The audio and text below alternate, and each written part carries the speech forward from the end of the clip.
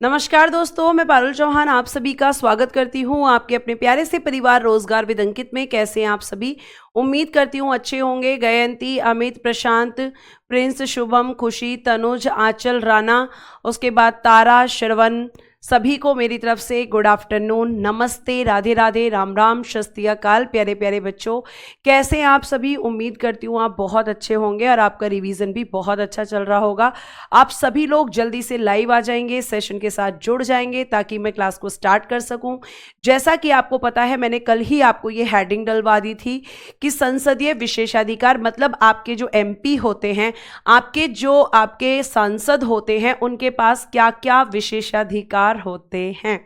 ज्योति कह रही है नाइस क्लास। अभी तो मैंने क्लास स्टार्ट ही नहीं करी बेटा, अभी स्टार्ट तो करने दो, ठीक है। चलो अब ध्यान से सुनो, पीडीएफ से नहीं पढ़ाऊंगी, टेंशन मत लो। पीडीएफ इसलिए बनाई जाती है ताकि जो बच्चे ऐसे हैं जिन्हें वर्ड टू वर्ड इंग्लिश चाहिए, उनको यहाँ से पढ़कर तसल्ली मिल पाए। पीडीएफ से बेटा मैं केवल आपको वही पॉइंट्स पढ़ा रही हूँ जो आप पीडीएफ से समझ सकते हैं। अदरवाइज मेरी तबीयत ठीक है, मैंने बोला था ना कि तबीयत ठीक हो जाएगी भाई, आप लोगों के साथ रहूंगी। गला ही तो खराब था, मैंने आपको यही तो बोला था, बस गले में प्रॉब्लम है, बाकी कोई दिक्कत नहीं है ना। और आज आपको लग भी रहा होगा कि हाँ गला एकदम चंगा हो गया है। तो अब जल्दी से हम लोग आगे की तरफ बढ़ते हैं। और आपको एक चीज़ और बता दूं कि मैं आपकी 9-10 तारीख तक पॉलिटी ख़त्म कर दूंगी, मतलब जो मेन चैप्टर्स हैं वो सारे आपके कवर हो जाएंगे। 9 तारीख को संडे को मैं सुबह में आपकी क्लास लगवाऊंगी, जो कि आपकी जो है कह सकते हैं आपकी लंबी क्लास होगी। और उसके बाद जो बची हुई चीज़ें होंगी वो मैं संडे टू संडे आपको कवर करा दूंगी। ऐसा क्यों मैं आपको बोल रही हूँ? ताकि आपकी हिस्ट्री स्टार्ट हो सके, उसको लेकर आप काफ़ी परेशान हैं, तो आपका कोई भी चीज़ मैं छोड़ूंगी नहीं, ठीक है। ये आपको ध्यान रखना है कि मैं आपको पूरे अच्छे से चीज़ें करवाने वाली हूँ। ये आप बहुत अच्छे से ध्यान रखेंगे कि इस चीज़ को लेकर स्ट्रेस में मत रहिएगा कि मैम ने तो भी पूरा नहीं कराया और हिस्ट्री शुरू हो गई। तो हम पॉलिटी को संडे टू संडे ख़त्म कर लेंगे, ठीक है। तो मैं 9 या 10 नवंबर तक आपका सिलेबस ख़त्म कर दूंगी और आप ध्यान से आगे की तरफ अब पढ़ना स्टार्ट करते हैं। देखो अब अगर मैं आपसे बात करती हूं प्यारे बच्चे, तो यहां पे क्या बात कही गई है? एक सिंपल सी बात सबसे पहले आपको ध्यान रखना है कि भाई जो आपके एमपी होते हैं उनके विशेषाधिकार किस आर्टिकल में है, किस आर्टिकल में आपके एमपीज के विशेषाधिकारों की बात की गई है। नहीं बेटा, हिस्ट्री आपको पढ़ाएंगे नवीन सर, ठीक है, हिस्ट्री आपको पढ़ाएंगे नवीन सर। तो आर्टिकल 105 में कहा गया है कि भाई संसद सदस्यों को दिए जाते हैं विशेषाधिकार यानी कि प्रिविलेज। और संसद सदस्यों को जो आपके संसद के अधिवेशन के दौरान या अधिवेशन के 40 दिन पूर्व या पश्चात किसी सिविल मामले में गिरफ्तार नहीं किया जाएगा, यह छूट आपराधिक मामलों में प्राप्त नहीं है। तो प्यारे प्यारे से बच्चों, यहां पे क्या कहा गया है? यहां पे एक बहुत सिंपल सी बात की गई है कि आर्टिकल 105 ये कहता है कि अगर कोई एमपी है, ठीक है, कोई भी एमपी है, इस एमपी को आप जैसे मान लीजिए कोई सेशन चल रहा है, सेशन को आप क्या कहते हैं हिंदी में? अधिवेशन, या फिर क्या कह सकते हैं मैम? सत्र कहते हैं। अधिवेशन कह लीजिए या सत्र कह लीजिए, एक ही बात है।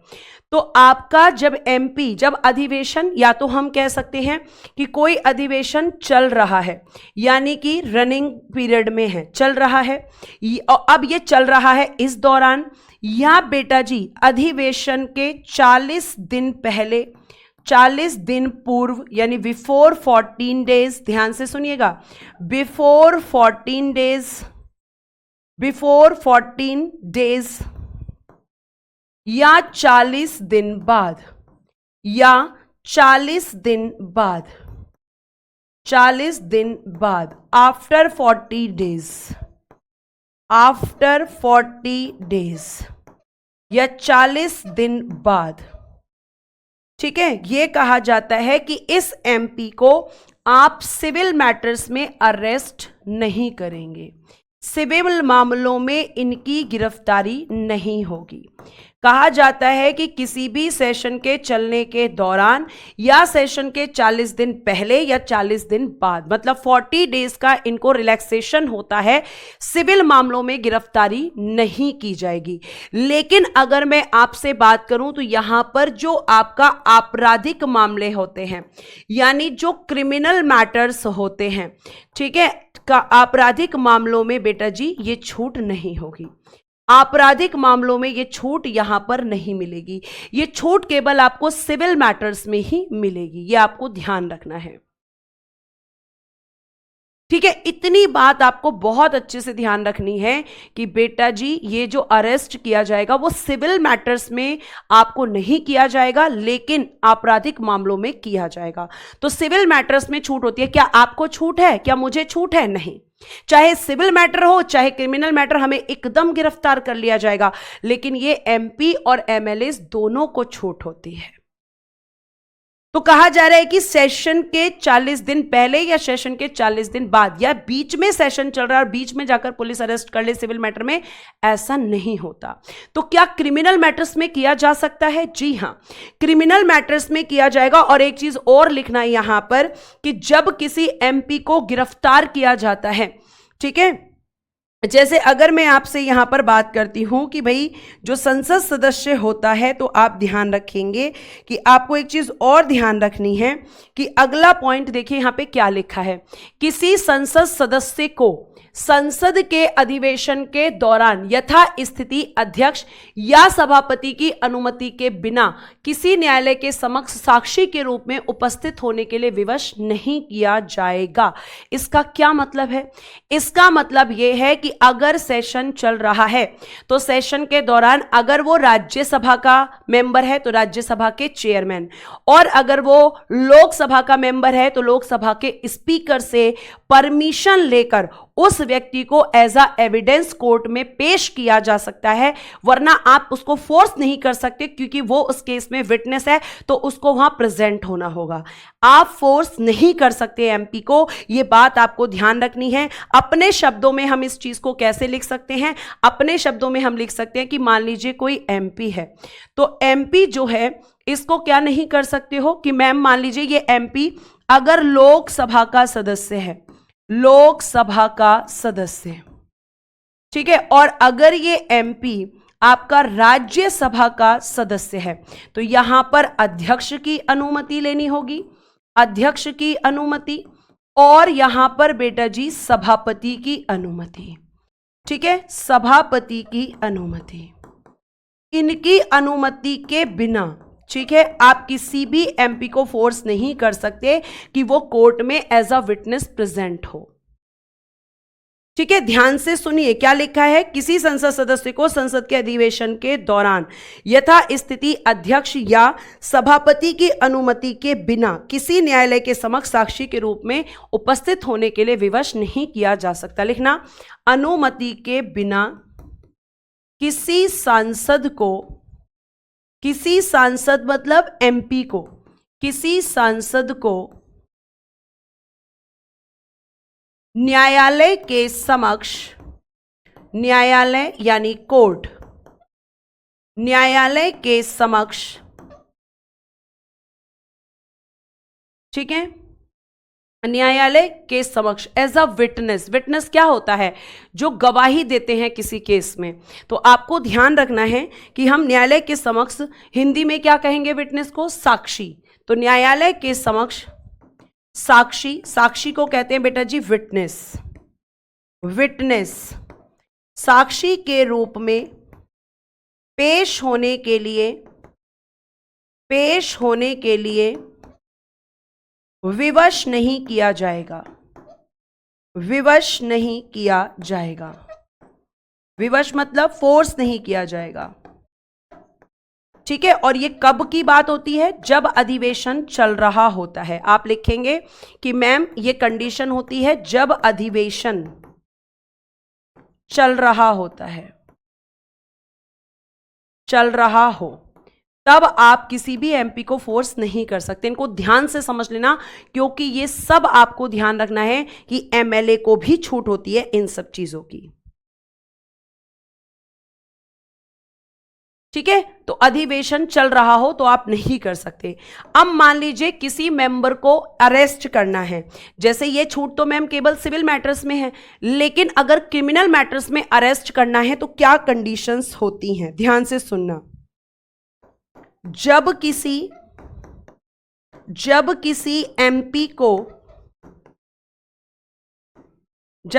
एमपी को सदन मतलब हाउस, सदन के भीतर से गिरफ्तार करना हो, गिरफ्तार को कहते हैं अरेस्ट, गिरफ्तार करना हो तो अध्यक्ष या सभापति की पूर्व अनुमति या पूर्वानुमति, यानी पहले परमिशन लेनी होगी, पूर्वानुमति से ही गिरफ्तार किया जाएगा, गिरफ्तार किया जाएगा। यानी पुलिस को पहले इन्फॉर्म करना होगा, किसको, स्पीकर या फिर चेयरमैन को। अगर लोकसभा का मेंबर है तो लोकसभा के स्पीकर को इन्फॉर्म किया जाएगा, और अगर राज्यसभा का मेंबर है तो आपको ध्यान रखना है राज्यसभा के सभापति की अनुमति से किया जाएगा।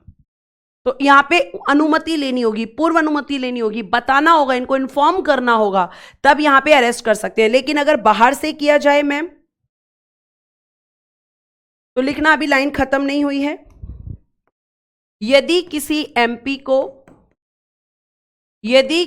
एमपी को सदन के बाहर गिरफ्तार किया जाता है तो गिरफ्तारी के बाद अध्यक्ष या सभापति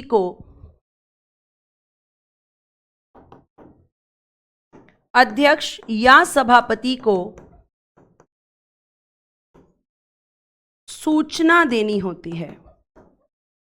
मतलब बाहर से भी अरेस्ट करेंगे तो इन्फॉर्म करना पड़ेगा। तो ये भी विशेषाधिकार इनके पास होता है। एमपी का मतलब मेंबर ऑफ पार्लियामेंट, पूजा आजाद। कब से मैं बता रही हूं एमपी का फुल फॉर्म?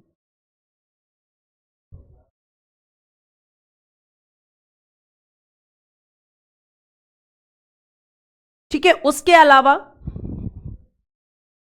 जो आपका सदन होता है, सदन, कोई भी सदन हो, चाहे लोकसभा चाहे राज्यसभा, हाउस, सदन में एमपी को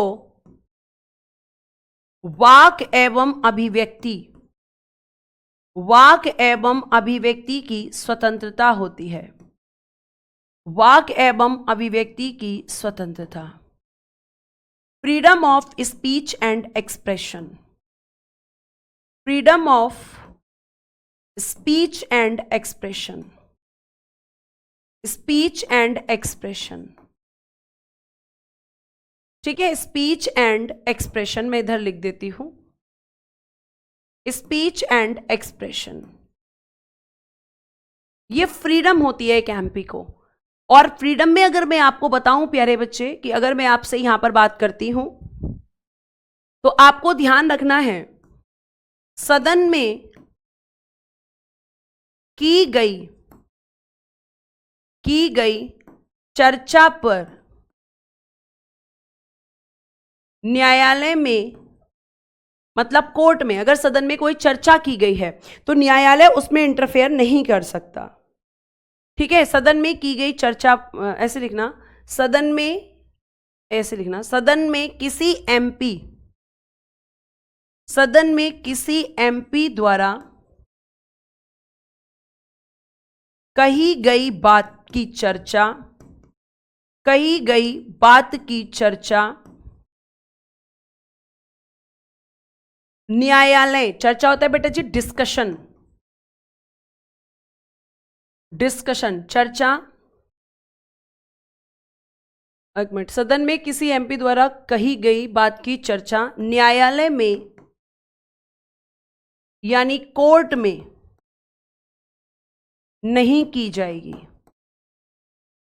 नहीं की जाएगी। यहां पे छूट होती है एमपी को, यहां पे छूट होती है एमपी को, ठीक है। आगे अब हमारा ये तो विशेषाधिकार क्या क्या होते हैं समझ आया, तो एक बार थम्स अप कर दें फटाफट से। पीडीएफ का पोर्शन एक साथ कर देते हैं, लिखा हुआ पोर्शन एक साथ। अब हम देखेंगे संसद की विधायी प्रक्रिया, लेजिस्लेटिव प्रोसीजर ऑफ पार्लियामेंट, की संसद में किस तरीके से कानून बनते हैं।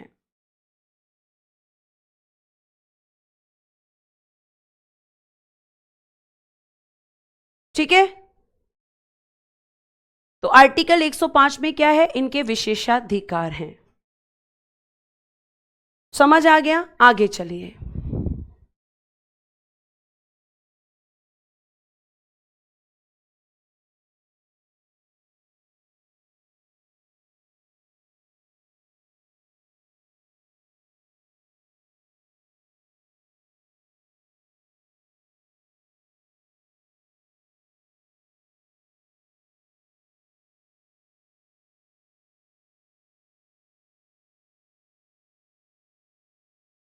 आगे चले।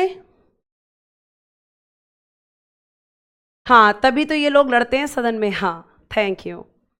ठीक है, सिविल मैटर्स क्या होते हैं रौनक, पीछे क्लासेस देखो, आर्टिकल 44 बताया हुआ है। ये वो बच्चे हैं जो रेगुलर क्लासेस नहीं लेते हैं, और अगर सामने होते हैं तो कुटाई के हकदार भी होते हैं। अब आप देखो यहां पे ध्यान से, संसद की विधायी प्रक्रिया, जब हम विधायी प्रक्रिया की बात करेंगे, लेजिस्लेटिव प्रोसीजर की बात करेंगे, तो अब हमें यह समझना है कि यहां पर कौन कौन से बिल होते हैं, किस तरीके से पेश होते हैं, कहां पर पेश होते हैं, उन पे क्या क्या चीजें होती हैं और किस तरीके से कानून बनता है। इसी को कहते हैं संसद की विधायी प्रक्रिया। ठीक है, यह आपको ध्यान रखना है बहुत अच्छे से। अब मेरी बात को सुनना। सबसे पहले हम पढ़ेंगे आपका एक बहुत आपका बिल होता है साधारण विधेयक, साधारण विधेयक जिसे हम कहते हैं मैम ऑर्डिनरी बिल, जिसे हम कहते हैं मैम ऑर्डिनरी बिल। सबसे पहले एक बिल कौन सा होता है, साधारण विधेयक, जिसे हम कहते हैं मैम ऑर्डिनरी बिल, यानी कि जिसे हम कहते हैं साधारण विधेयक। ठीक है, अब देखिए यहां पर अगर हम बात करते हैं तो सबसे पहले यह क्वेश्चन पूछा जाता है कि साधारण विधेयक कहां पर पेश होता है, कहां पेश। ये क्वेश्चन सबसे पहला पेश होने को कहते हैं बेटा जी इंट्रोड्यूस द बिल। इंट्रोड्यूस्ड कहां पर होता है, ये क्वेश्चन यहां पर पूछा जाता है कि कहां पर पेश होगा ये बिल। तो मैं आपको बता दूं कि अगर कोई विधेयक है, कोई बिल है, तो आप लिखेंगे कि साधारण विधेयक किसी भी सदन में पेश हो सकता है, किसी भी सदन में पेश। ठीक है, किसी भी सदन में, तो आप लिखेंगे in either house, in either house of parliament. संसद के किसी भी सदन में इस बिल को आप इंट्रोड्यूस कर सकते हैं। ऐसा नहीं कि आप इसको लोकसभा में करें या आप इसको राज्यसभा में करें। और बेटा आपको मैं ये भी बता दूं कि साधारण विधेयक जो होता है, जो ऑर्डिनरी बिल होता है, इस पे लोकसभा और बेटा जी राज्यसभा, लोकसभा और राज्यसभा को इस पर क्या होती हैं, समान शक्ति हैं। इन दोनों को यहां पर इक्वल पावर्स होती हैं इस ऑर्डिनरी बिल पर।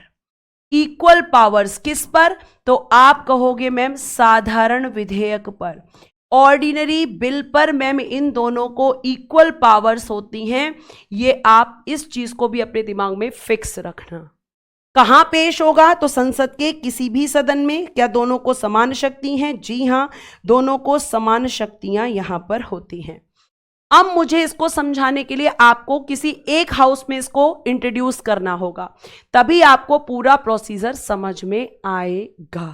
ठीक है, ध्यान से सुनना। प्यारे प्यारे से बच्चों, आपको एक बात बहुत अच्छे से ध्यान रखनी है कि चीज़ों को एक बार अच्छे से समझ लोगे तो फिर रटने की ज़रूरत नहीं पड़ेगी। थोड़ा सा समय ज़रूर लगता है, लेकिन डिटेल में और समझी हुई चीज़ें हम कभी नहीं भूलते, और मेरा प्रयास ये रहता है कि मैं आपको बहुत अच्छे से चीज़ों को समझाऊं। तो अब हम इसमें एक एग्जाम्पल लेते हैं, उदाहरण लेते हैं और इसको करते हैं लोकसभा में पेश। Introduce in the Lok Sabha, introduced in the Lok Sabha. हम करेंगे इस बिल को, हमने माना लोकसभा में पेश। ठीक है, और बेटा जी ये राज्यसभा में भी पेश हो सकता है, ये आपको ध्यान रखना है। ठीक है, तो लोकसभा में हमने इसको पेश कर दिया। पेश होने के बाद क्या होता है बेटा जी? मैम, पेश होने के बाद आपने नेक्स्ट स्टेप बताया है कि डिस्कशन होता है। डिस्कशन यानी कि चर्चा होती है, और फिर क्या होता है मैम? ये पारित होता है, यानी कि फिर ये पास्ड। अब क्योंकि ये साधारण विधेयक है तो किस बहुमत से पास होगा? तो मैम यहां पर बहुमत की अगर हम बात करते हैं, मेजॉरिटी की अगर हम बात करते हैं, तो साधारण विधेयक है तो साधारण बहुमत से ही पास होता है। साधारण बहुमत से ही पास होता है, यानी कि सिंपल मेजॉरिटी से ही इसको लोकसभा में पेश किया गया, तो लोकसभा के मेंबर पहले इसको पास करेंगे। अब बच्चा एक चीज और पूछता है जो कि आप में से अभी तक किसी ने नहीं पूछी, लेकिन कहीं ना कहीं उसके दिमाग में ये क्वेश्चन रहता है। ठीक है, और वो क्वेश्चन क्या रहता है कि मैम ये जो बिल है, ये जो बिल पेश किया जाता है, इसको कौन करता है? तो बेटा जी बिल जो पेश होता है ना, बिल पेश कौन करता है, ये बच्चे का क्वेश्चन रहता है। बिल पेश कौन करता है? तो बेटा आपको ध्यान रखना है कि अगर आपका कहें तो बिल आपका मंत्री भी पेश करता है, यानी कि मिनिस्टर। ठीक है, और बिल आपका कोई एमपी यानी कि सांसद भी पेश कर सकता है।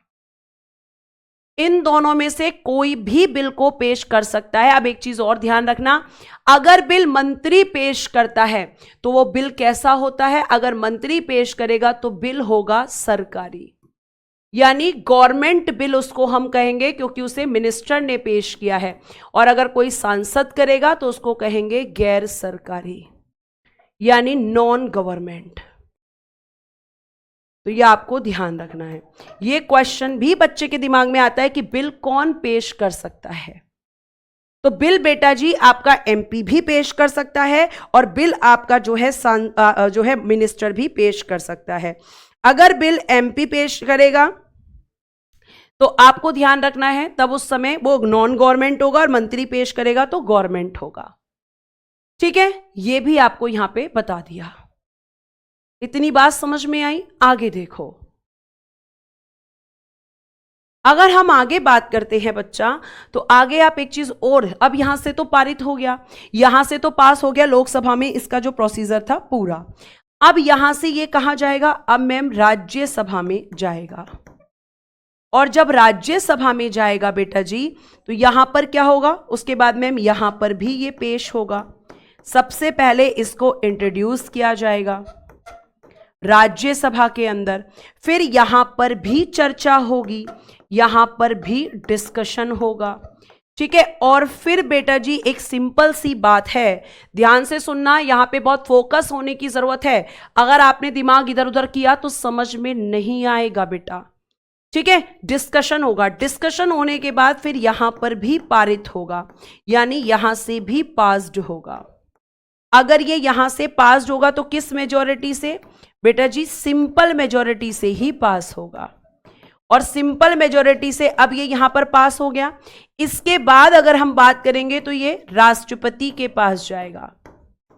राष्ट्रपति के पास हस्ताक्षर के लिए जाएगा।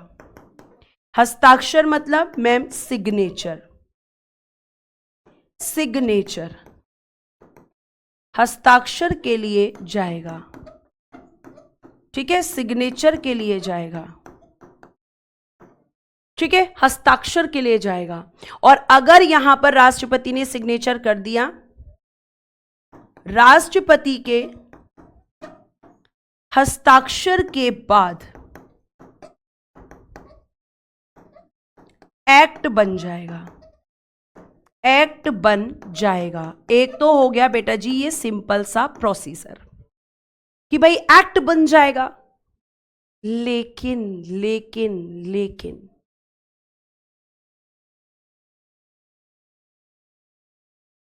ठीक है, लेकिन अगर मैम उसने पास नहीं किया तो मान लीजिए उसने पारित कर दिया तो ये पूरी प्रोसीजर हो जाएगा। लेकिन ऐसा भी तो हो सकता है कि जो राज्यसभा है वो इस बिल को अस्वीकार कर दे, मतलब उसे पसंद ही ना आए, वो इसको रिजेक्ट कर दे, उसको इसमें बहुत सारी कमियां दिखें, तो वो कहेगी कि मैं एक्सेप्ट नहीं कर रही, मैं तो स्वीकार नहीं कर रही, मैं तो नहीं कर रही इसको एक्सेप्ट, मैं तो रिजेक्ट कर रही हूं इसको। या फिर प्यारे बच्चे एक और उसके पास ऑप्शन होता है कि वो 6 माह तक बिल अपने पास रखे और उस पर कोई रिस्पॉन्स ना करे, अपने पास रखे। या फिर मैम ये भी हो सकता है कि वो आपके इस बिल में राज्यसभा ऐसे संशोधन करे, संशोधन मतलब अमेंडमेंट, ऐसे संशोधन करे जिससे लोकसभा सहमत ना हो। अब बताओ क्या होगा? अगर इन तीनों में से कोई भी एक कंडीशन है तो इसका मतलब लोकसभा और राज्यसभा इस बिल को लेकर आपस में लड़ रही हैं, इस बिल को लेकर आपस में झगड़ा कर रही हैं, मतलब उनकी सहमति नहीं बन रही। सहमति कब बनेगी भाई? एक ऑप्शन है कि वो पास कर देंगी। बच्चा कह रहा है एक्ट किसे कहते हैं? एक्ट अधिनियम को कहते हैं या कानून को कहते हैं? कानून ही तो बनेगा, ठीक है। अगर आपको कानून बनाना होता है तो पहले आप बिल लेकर आते हैं, यानी आपका हर एक एक्ट पहले बिल होता है, लेकिन हर एक बिल एक्ट नहीं हो सकता। तो अब यहां पे क्या होगा? अगर बिल रिजेक्ट होगा या बिल आपका 6 मंथ तक कोई रिस्पॉन्स ही नहीं होगा, या फिर ऐसे अमेंडमेंट्स होंगे जिससे दोनों में सहमति नहीं बनेगी, तो माना जाएगा कि इन दोनों में झगड़ा हो गया है। तो जब इन दोनों में ये झगड़ा होगा, इनमें से कोई भी एक कारण अगर सामने आता है, तो आपको ध्यान रखना है प्यारे बच्चे कि आप यहां पे ध्यान रखेंगे कि इन परिस्थितियों में से अगर कोई भी परिस्थिति होती है तो माना जाता है लोकसभा और राज्यसभा के बीच ऑर्डिनरी बिल पर विवाद हुआ है। ऑर्डिनरी बिल पर विवाद को कहते हैं डिस्प्यूट। विवाद हो गया है, और जब यहां विवाद होता है, डिस्प्यूट होता है, झगड़ा होता है, तो कहा जाता है कि भाई आपस में मत लड़ो, झगड़ा मत करो, ठीक है। अब झगड़ा सुलझवाने के लिए क्या किया जाता है? तो मैम इनका झगड़ा सुलझवाने के लिए संयुक्त बैठक बताई गई है, संयुक्त बैठक बुलाई जाती है। आपको बता दूं जॉइंट सेशन है ना, जॉइंट सेशन आर्टिकल 108। और जॉइंट सेशन किस पर आता है? लिख दीजिएगा सामने ही, केवल साधारण विधेयक पर आता है, केवल साधारण विधेयक पर होती है, ओनली ऑर्डिनरी बिल पर, केवल साधारण विधेयक पर जॉइंट सेशन बुलाया जाता है, बाकी किसी भी बिल पर नहीं, ठीक है। ये दोनों आपकी आपस में झगड़ने लगती हैं, इतना आपको ध्यान रखना है। मैं पूरी कहानी धीरे धीरे खत्म करती जा रही हूँ। और कुछ बच्चे ऐसे हैं पूछ रहे मैम एमपी और एमएलए लोकसभा और राज्यसभा दोनों में होते हैं। शाबाश, मतलब अभी तक आपको ये नहीं पता कि एमपी कहाँ होते हैं और एमएलए कहाँ होते हैं। शाबाश बेटा। फिर बोल देना कि मैम ने अच्छा नहीं पढ़ाया, मैम हमें समझ में नहीं आया।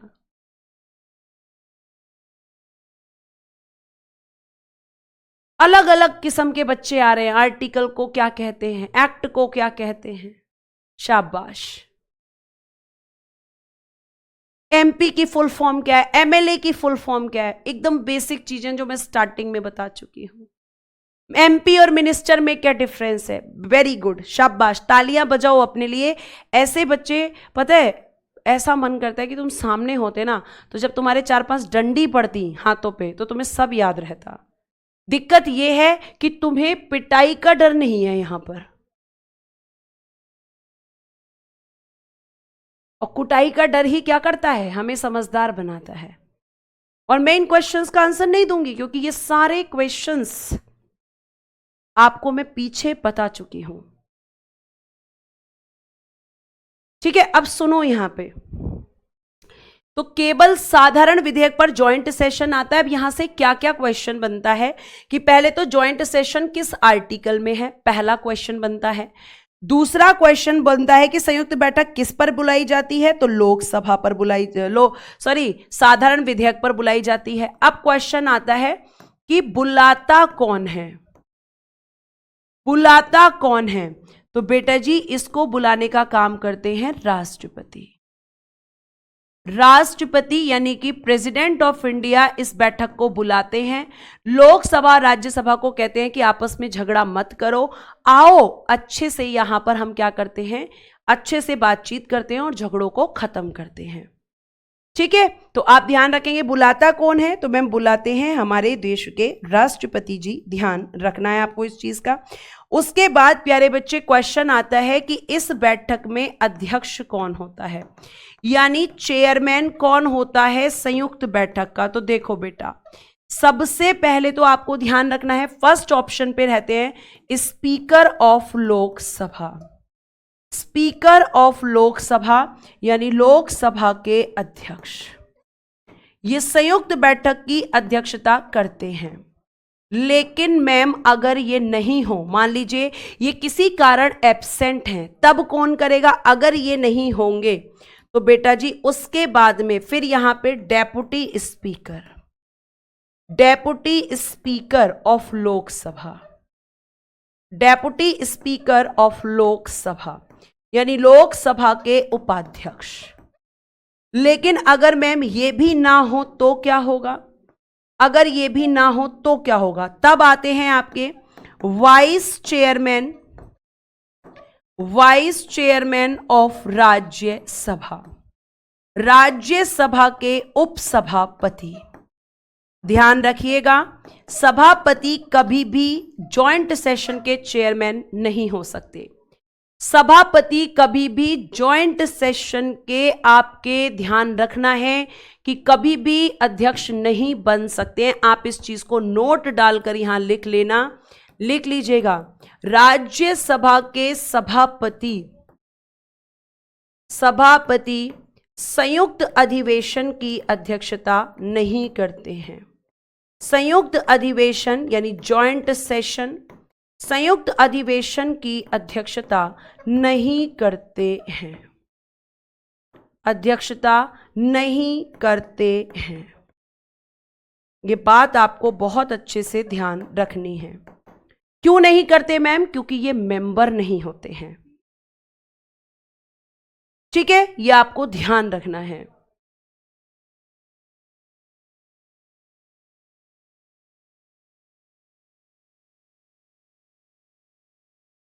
ठीक है, ये बात आपको बहुत अच्छे से ध्यान में रखनी है। ठीक है, अब आगे देखिए यहां पर, तो जॉइंट सेशन की अध्यक्षता कौन कौन। लेकिन आपका ये क्वेश्चन भी तो हो सकता है कि अगर वाइस चेयरमैन भी ना हो तो, देखिएगा अगर उपसभापति भी अनुपस्थित यानी कि एब्सेंट, एब्सेंट अनुपस्थित ना हो तो, सॉरी अनुपस्थित हो तो तब संयुक्त बैठक में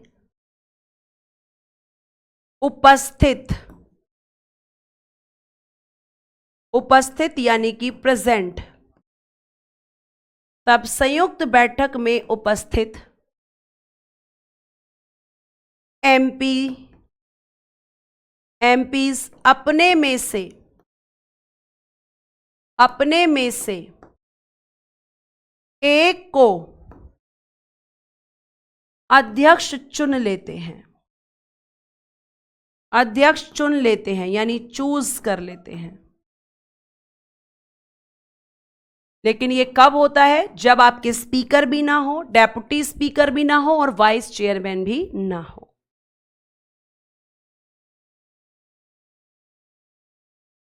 ठीक है प्राची, ज्वाइंट सेशन में भी एमपी आएंगे ना बेटा, लोकसभा राज्यसभा दोनों की बैठक हो रही है तो एमपी ही तो आएंगे। क्या इसमें भी कोरम चेक किया जाएगा? जी हां, ध्यान रखना कि संयुक्त बैठक में भी कोरम चेक किया जाता है, गणपूर्ति चेक की जाती है। लोकसभा के 1/10 और राज्यसभा के 1/10 मेंबर प्रेजेंट होने चाहिए। यह आपको ध्यान रखना है कि ज्वाइंट सेशन में भी कोरम चेक किया जाएगा। ठीक है, यह आपको ध्यान रखना है। अब क्या होता है, यहां पे संयुक्त बैठक होती है और ध्यान रखना कि संयुक्त बैठक में फिर क्या होता है। संयुक्त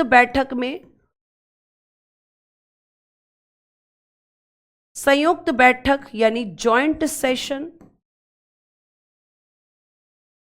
इसमें क्या हो जाता है? विधेयक पारित, विधेयक यानी कि बिल, विधेयक पारित हो जाता है यानी passed the bill, passed the bill, विधेयक हो जाता है बेटा जी पारित। और किस मेजॉरिटी से? तो आप कहेंगे कि मैम अगर हम मेजॉरिटी की बात करते हैं तो साधारण बहुमत से ही, साधारण बहुमत से, सिंपल मेजॉरिटी, क्योंकि यहां पर दोनों आपके हाउस के मेंबर आते हैं और यहां पे सहमति बनती है और यहां पर आपका ये बिल पास हो जाता है।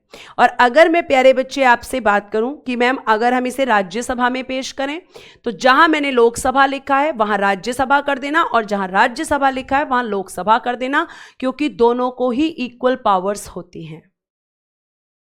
ठीक है, दोनों को ही इक्वल पावर्स होती हैं। अब हमारा अगला क्वेश्चन है कि ज्वाइंट सेशन अब तक कितनी बार आया है? तो बच्चा 3 बार आया है। ये किसका लिखा हुआ है मैंने? ये आपका लिखना है कि हमारे यहां पर 3 बार, 3 बार मतलब 3 टाइम्स, 3 बार क्या हुई है? संयुक्त बैठक। जॉइंट सेशन आपका कितने टाइम हुआ है? तो आप कहेंगे कि मैम जॉइंट सेशन हुआ है 3 टाइम्स, जिसमें से प्यारे बच्चे अगर हम यहां पर बात करते हैं सहमति बन जाती है, सहमति बन जाती है मोहम्मद समीर बेटा, तब भी इनको बुलाया जाता है। यही सॉल्यूशन है ऑर्डिनरी बिल के लिए, इनका झगड़ा खत्म करने का। बिल कितने प्रकार के होते हैं बिट्टू? अभी एक पढ़ा दिया है। 3 प्रकार के आपके जो है 3 प्रकार के मेन बिल होते हैं। ठीक है, हाँ सही कह रहे हो रितिका, वेरी गुड। मेरे मन में तो नहीं है पर तुम्हारे मन में डिस्क्रिमिनेशन जरूर आ जाता है। बच्चा कह रहा है सूर्यकांत कह रहे हैं कि अगर मैम यहां पर भी पारित ना हो, सूर्यकांत यहां पर हो जाता है और इन केस अगर मान लीजिए कि नहीं सहमति बनती तो फिर बिल खत्म हो जाता है, फिर बिल पे कोई ऑप्शन ही नहीं है, क्योंकि ज्वाइंट सेशन में आपका प्रोविजन ही इसलिए किया गया है ताकि सहमति बन जाए और ये बिल पास हो जाए। तो अब तक ज्वाइंट सेशन कितनी बार हम कह सकते हैं यहां पर बुलाया गया है? तो आप कहोगे कि मैम अब तक जो, एक मिनट बेटा, अब तक जो ज्वाइंट सेशन बुलाया गया है वो 3 बार। जैसे दहेज प्रतिषेध विधेयक 1960, दहेज प्रतिषेध विधेयक 1960 में आपका एक बिल आया था और इस पर जो ज्वाइंट सेशन बुलाया गया था वो 1961 में, और इस समय आपके देश के प्रधानमंत्री थे जवाहरलाल नेहरू जी। तो जवाहरलाल नेहरू जी इस समय देश के प्रधानमंत्री थे। 1961 में आपका पहला, हम कह सकते हैं कि यहां पर आपका पहला ज्वाइंट सेशन आया। फिर दूसरा, इसे कहेंगे दहेज क्यों कहेंगे, डॉरी प्रोहिबिशन बिल, इंग्लिश में आप लिख सकते हो, पहले बिल को आप लिख सकते हो dowry prohibition bill, prohibition bill English में नीचे लिख दे रही हूं, ठीक है। कब ये बिल कब आया था? 1960 में। इसके लिए ज्वाइंट सेशन आया था 1961 में। सेकंड आपका आया है banking services commission bill, banking services commission bill, और इसके लिए ज्वाइंट सेशन आया था 1978 में, ठीक है। और यहां पे ये अटल बिहारी वाजपेयी जो लिखा हुआ है बेटा यहां, वो लिखा जाएगा यहां पे, ये मैं पूरा नाम यहां लिख देती हूं, अटल बिहारी वाजपेयी जी। तो दूसरे के समय आपके देश के प्रधानमंत्री कौन थे? मोरारजी देसाई जी। और तीसरा बेटा आपका कब आया है मैम? तीसरा हमारा आया है आतंकवाद निरोधक अध्यादेश, यानी टेररिज्म के लिए एक बिल आया था, और वो आया था 2002 में, और इस समय देश के प्रधानमंत्री थे अटल बिहारी वाजपेयी जी। तो प्यारे से बच्चों, अगर हम बात करते हैं तो 3 बार आपका ज्वाइंट सेशन आया है, 1961, 1978 और 2002, ठीक है। 1961, 1978 और मैम 2002, ठीक है। ये आपको ध्यान में रखना है।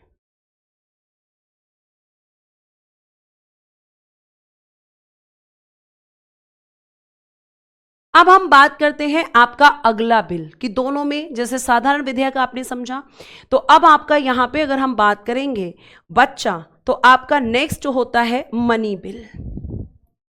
नेक्स्ट कौन सा बिल होता है? नेक्स्ट होता है आपका मनी बिल, ठीक है, यानी कि धन विधेयक। अब इसके बारे में ध्यान से सुनना। मनी बिल सबसे पहले तो पूछा जाता है किस आर्टिकल, तो आर्टिकल 110 में इसकी परिभाषा है, यानी डेफिनेशन ऑफ मनी बिल किस आर्टिकल में है? तो आर्टिकल 110 में है। ये क्वेश्चन सीधा बनता है कि मनी बिल आपका किस आर्टिकल में है? तो आर्टिकल 110 में मनी बिल की परिभाषा दी गई है। अब यहां पे आपको एक चीज और मैं बता दूं कि इस बिल में लोकसभा की शक्ति, इस बिल पर लोकसभा की शक्ति राज्यसभा से ज्यादा होती है। यहां पे इक्वल पावर नहीं होती है, यहां पे मैक्सिमम पावर इस बिल पर किसको होती है? लोकसभा को, और राज्यसभा को एकदम मिनिमम पावर होती है,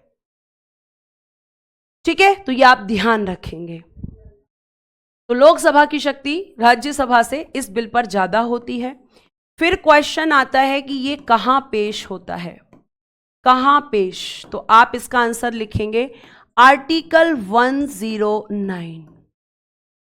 आर्टिकल 109 में कहा गया है कि धन विधेयक यानी मनी बिल, धन विधेयक मनी बिल राष्ट्रपति की पूर्वानुमति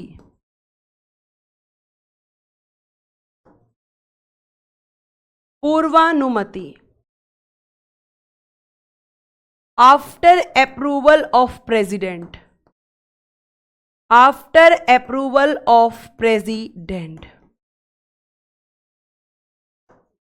राष्ट्रपति की अनुमति के बाद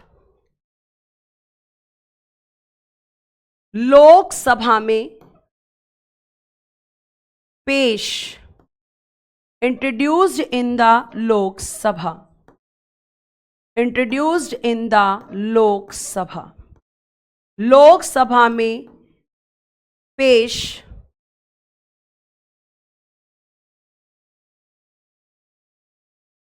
लोकसभा में पेश किया जाएगा राज्यसभा में नहीं। ये बिल कभी भी राज्यसभा में इसकी स्टार्टिंग नहीं होती, ये हमेशा इसकी स्टार्टिंग होगी लोकसभा से। इसकी स्टार्टिंग होगी लोकसभा से। बच्चा कह रहा है बिल पेश कौन करता है? पूजा अभी मैंने बताया बेटा, एमपी करता है या मिनिस्टर। एमपी करेगा तो नॉन गवर्नमेंट बिल और मिनिस्टर करेगा तो government bill. Ma'am bill cancel हो सकता है? बिल्कुल हो सकता है,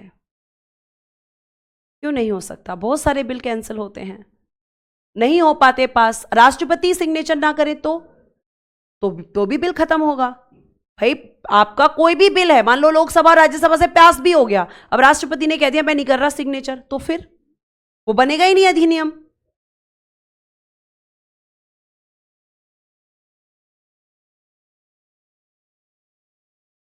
तो लोकसभा में आपका क्या किया जाता है? इंट्रोड्यूस। ये राज्यसभा में इंट्रोड्यूस नहीं होता, इसकी स्टार्टिंग हमेशा लोकसभा से होती है। ये बात आप बहुत अच्छे से ध्यान में रखेंगे। और इसीलिए ये पता है क्या है आर्टिकल 109? आर्टिकल 109 हम कह सकते हैं कि इसका मतलब इस आर्टिकल में धन विधेयक के लिए विशेष प्रक्रिया है।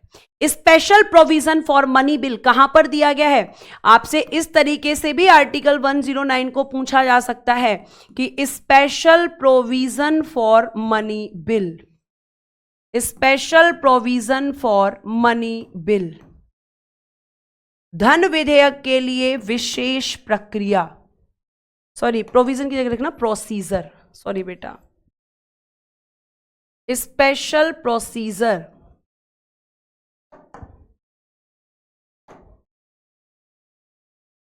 For money bill, special procedure for money bill, धन विधेयक के लिए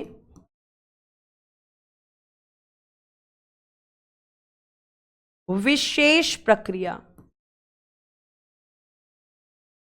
धन विधेयक के लिए विशेष प्रक्रिया, special procedure for money bill. ठीक है, स्पेशल, एक मिनट, कभी कभी कंफ्यूजन हो जाती है, सॉरी बेटा। Special procedure for money bill, money bill के लिए हम कह सकते हैं कि स्पेशल प्रावधान। तो स्पेशल प्रावधान क्या है कि ये केवल लोकसभा में ही पेश होगा, और क्योंकि ये राष्ट्रपति से पहले पूछा जाता है इसे पेश करने से पहले, तभी तो राष्ट्रपति इस बिल को रिकंसीडर नहीं कर सकते, तभी तो राष्ट्रपति रिकंसीडर नहीं कर सकते हैं। ये आपको ध्यान रखना है, क्योंकि उनकी मर्जी से ही ये इंट्रोड्यूस होता है लोकसभा में। तो आर्टिकल 109 में इसके लिए क्या किया गया? Special procedure for money bill. अब हम कह सकते हैं कि कहां पेश होगा? तो मैम ये लोकसभा में सबसे पहले पेश होगा, ठीक है। फिर इसमें मैम यहां पर चर्चा होगी, फिर मैम हम कह सकते हैं कि यहां से ये पारित होगा। और बेटा जी आपको ध्यान रखना है कि यहां से जब ये पारित होगा तो राज्यसभा में जाएगा। ध्यान से सुनना, राज्यसभा में जाएगा। एक चीज लिखना, जब यह बिल राज्यसभा में जाएगा तब इस बिल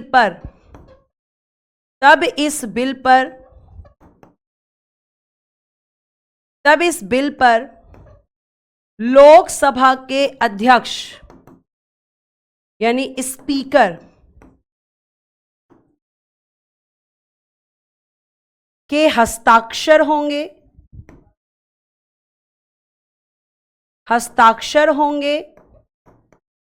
और एक प्रमाण पत्र यानी सर्टिफिकेट होगा, जिससे राज्यसभा को पता चल जाएगा कि यह धन विधेयक है, कैसे? क्योंकि आपका स्पीकर उसको सर्टिफाइड कर देगा, सिग्नेचर कर देगा, जिससे उसे पता चलेगा। तो ये क्वेश्चन ऐसे, अब यहां पे आप ब्रैकेट में लिख सकते हो, मतलब हम कह सकते हैं कि कौन सा विधेयक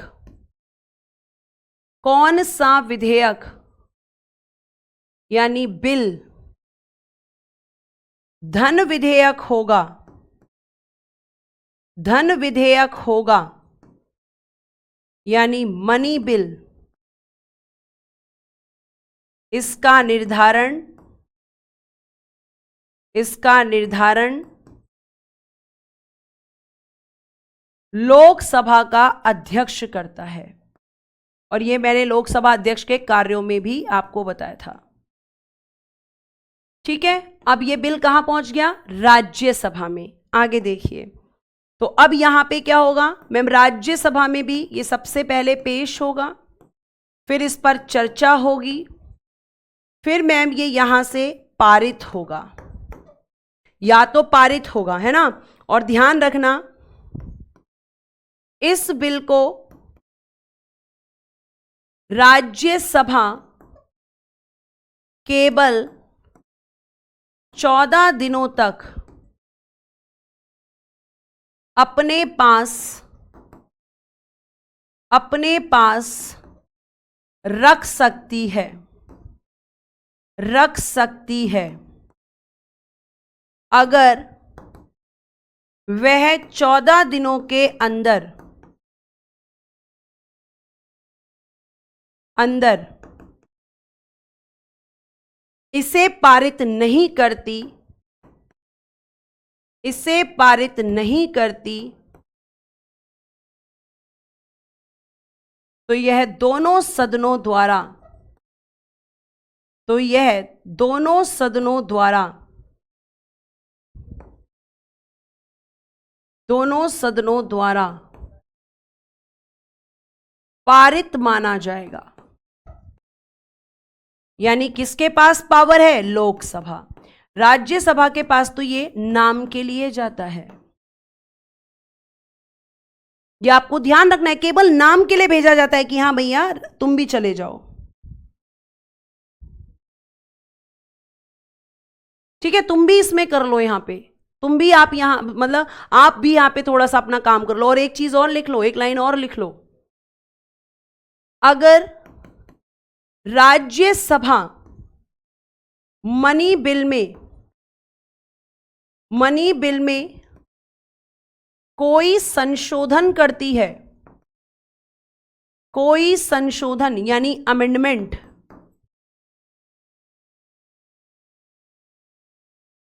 तो लोकसभा उसे मान भी सकती है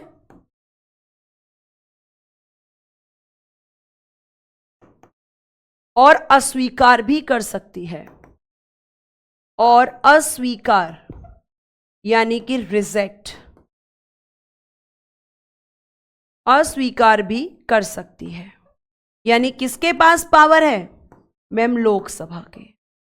राज्यसभा तो केवल नाम के लिए इसमें रोल प्ले करती है, सारी पावर इसके पास है।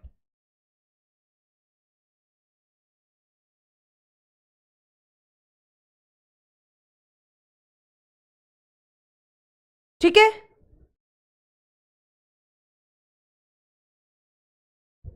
अब आपका आज हम इतना ही रखते हैं क्योंकि आपकी नेक्स्ट क्लास है। और अब आपका एक नेक्स्ट बिल बचता है, हेडिंग डाल देना संविधान संशोधन विधेयक, संविधान संशोधन विधेयक, कॉन्स्टिट्यूशन अमेंडमेंट बिल। कल हम इसके बारे में बताएंगे कि किस तरीके से संविधान में संशोधन होता है। संविधान संशोधन विधेयक, और ये केवल सेंटर में होता है, स्टेट में नहीं। ठीक है, क्लास नहीं है आज, 1 मिनट रुक जाओ, पहले मैं चेक कर लूं। क्लास नहीं होगी तो मैं पढ़ाऊंगी, अगर क्लास नहीं होगी तो मैं पढ़ाऊंगी। 1 मिनट का समय दो बस, अभी चेक कर लूंगी मैं। एप्लीकेशन ओपन कर लिया है मैंने।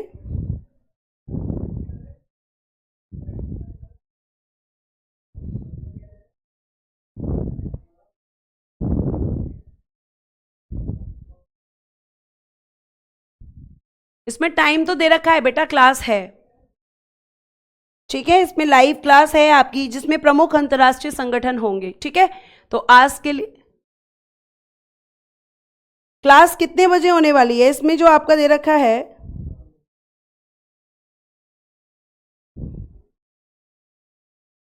ठीक है, 2 बजे का ही समय है बेटा, इसमें क्लास होगी, हाँ जी है class. Thank you so much, bye bye, take care and good day everyone. जय हिंद, जय भारत। हंसते रहें, मुस्कुराते रहें और हमेशा खुश रहें। थैंक यू मधु, लेकिन उसका उल्टा कर दो, आपको मेरी लगनी चाहिए, मुझे आपकी नहीं। थैंक यू बेटा, थैंक यू सो मच।